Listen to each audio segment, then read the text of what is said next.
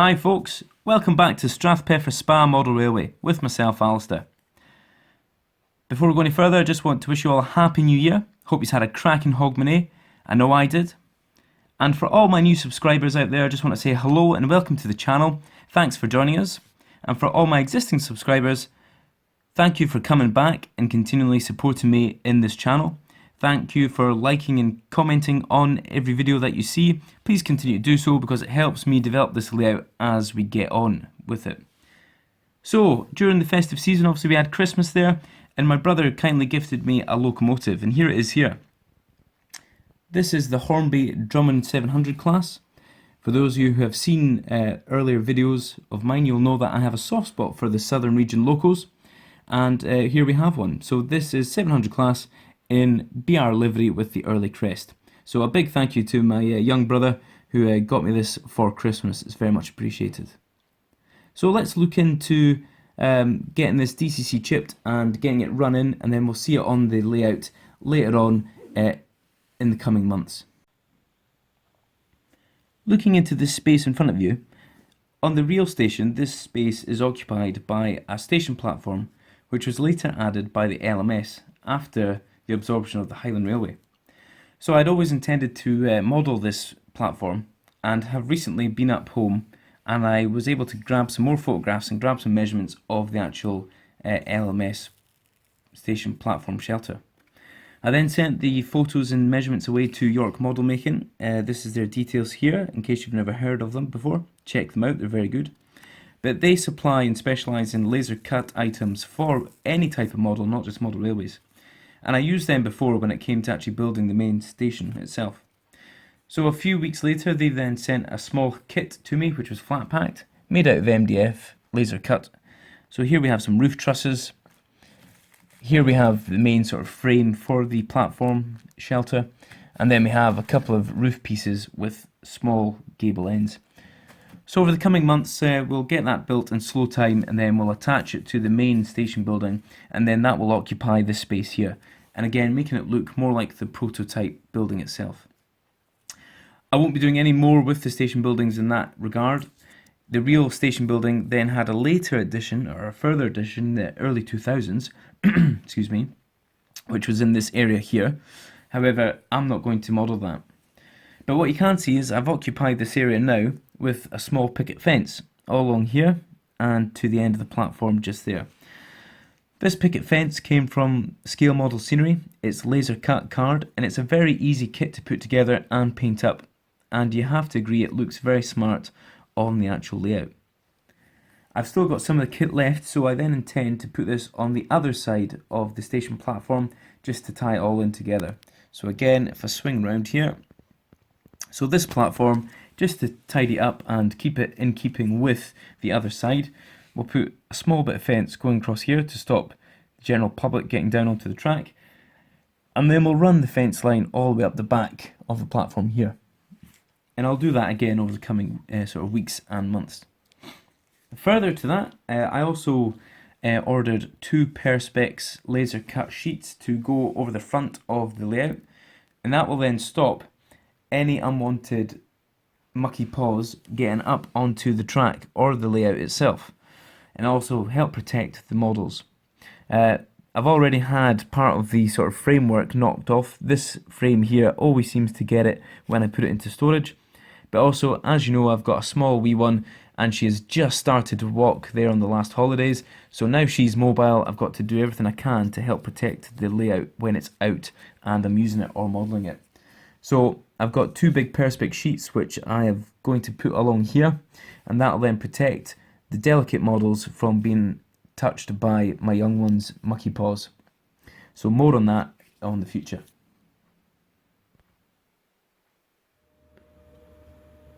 Hi folks, welcome back to Alistair's kitchen table. So what I'm going to do now is I'm going to build a small sort of diorama piece in which I can use different ballasting and weathering techniques on the track before then applying those and committing to using those techniques on the railway itself. So what I've done so far then is I've just got a few lengths of track, and I've used Phoenix Precision Paints, Rusty Rails and Tractor to get this effect on the track. Literally just hand painted it, but when I come to do it on the layout I will use the airbrush. So this is track dirt, and I'll put it there for a second, and this is the rusty rail. Now the rusty rail colour I'm planning on using in sidings which aren't used often or rolling stock is held and stored on, and then I'm going to use the track dirt colour for lines that are always used or used on a regular basis.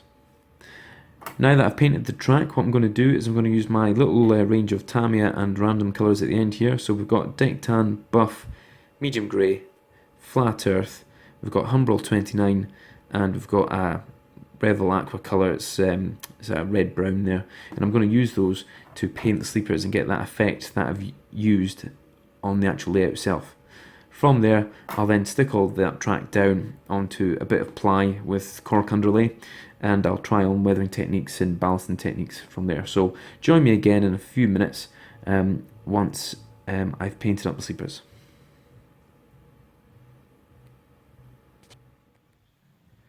Okay then, that's the sleepers now painted. The effect is quite subtle, but you maybe can't see it properly just due to the light. But this is the rusty rail with the sleepers painted.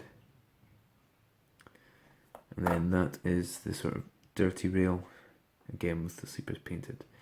I think it's just the light reflecting off the kitchen table that's given the view this sort of orange glow. But I'm quite happy with that, and that's the effect hopefully that we will achieve on the railway itself. Okay, we'll crack on with the next stage of making the diorama for the testing weathering. Okay, so a bit further progress with the test bed for testing out different ballast. So it's still drying in the background there, but we'll get onto that in a little minute. So what you see in the foreground here is we've got the Woodland Scenics Fine Ballast Brown, which is this one, and then we've got Woodland Scenics Medium Ballast Grey, which is this one. I wasn't too sure on what to use. Prototypically, I think back up the road in the Highlands, it's really a sort of red granite style stone, so I was more inclined to go with this. But I wanted to try the grey because a lot of people use Woodland Scenics Grey. Once it's weathered up, it looks quite good. But I decided to try and mix the two, and then this one back here is a mix of Woodland Scenics Fine Ballast Brown and Medium Ballast Grey. So I quite like this, and I think this is what I'm going to use on the actual layout.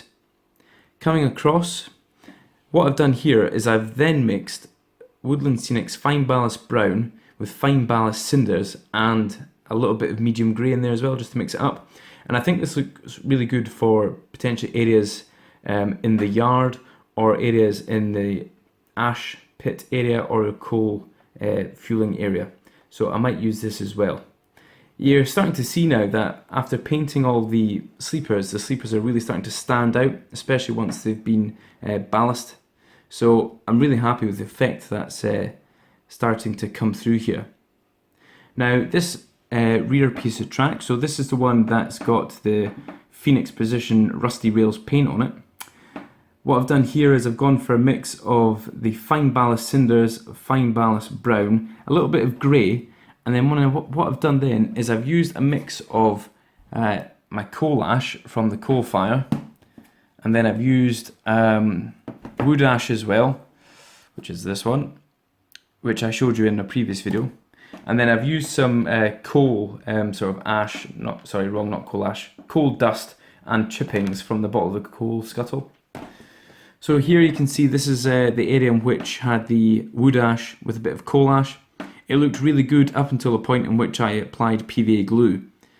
From that point it no longer looked natural, and it's kind of all dried into the ballast.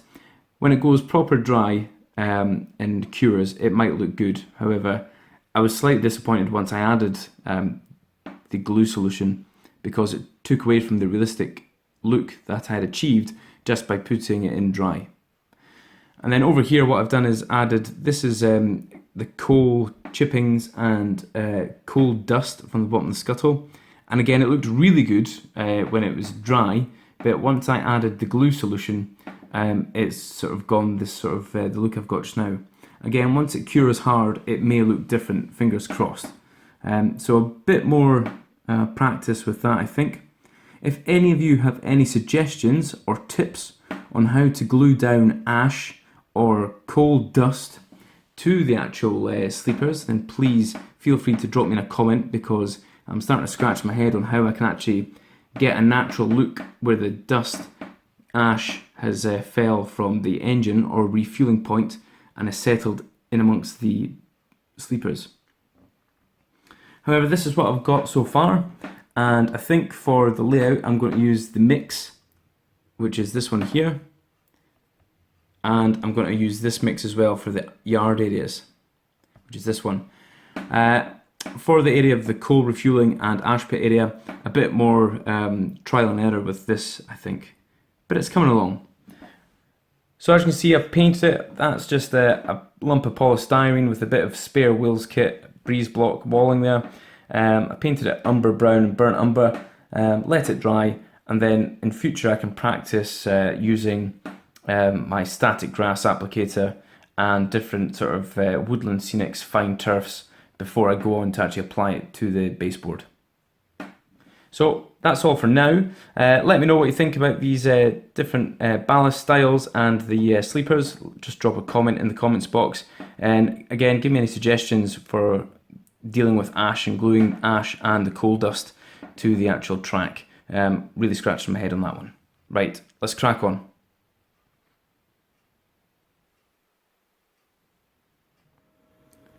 So I put an order in just between Christmas and New Year with scale model scenery, and I had the order delivered today. So I'll start off to show you what we got in the post. First of all is this. Okay, this is the 40-foot shipping container. Again, all good heritage lines have shipping containers littered across their yards for storage. So I've already got 2 of the DAP-haul containers, so I thought I wouldn't mind getting a 40-foot container in there. So that's that, so we'll get that built at some stage. Also, I've got some of these mesh-sided stillage storage cases. So again, it's laser cut, and again, something else for us to build over the coming weeks.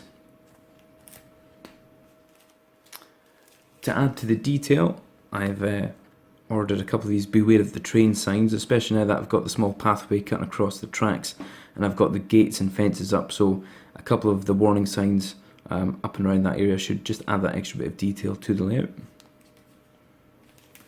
Before I go putting ballast down and stuff, I've went and got some of these trackside drainage. You've seen them before on, I think it was Dean Park Station's videos. He rates them, and as do a few other folks, so I thought, well, add more detail to that sort of track scene that I've got building up slowly. So again, I'll put a couple of these in.